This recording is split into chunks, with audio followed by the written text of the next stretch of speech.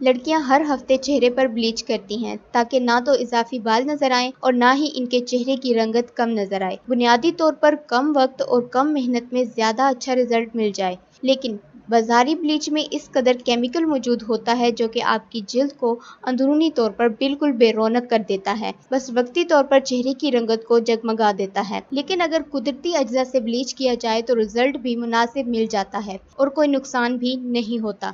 آج میں آپ کو بتاؤں گی ایک ایسی زبردست ٹپ جو سستے پیسوں میں مہنگا رزلٹ دے گی۔ 1 چمچ شہد اور 1 چمچ میٹھا سوڈا اچھی طرح چمچ کی مدد سے مکس کر لیں۔ اس کے بعد 1 لیموں کا رس، 2 چمچ گلاب کا عرق مکس کر لیں۔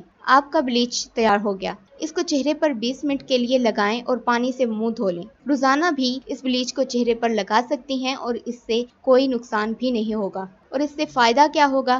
شہد میں شامل سیروٹونین اور اینٹی آکسیڈنٹ بلیچنگ ایجنٹ کا کام کرتے ہیں، جبکہ لیموں اور میٹھا سوڈا میگنیشیم اور سوڈیم کے خواص رکھتے ہیں جو سیروٹونین کے ساتھ مل کر جلد کی رونق کو بحال کرنے کا کام کرتے ہیں اور ڈیڈ سیلز کو ختم کرنے کا کام کرتے ہیں۔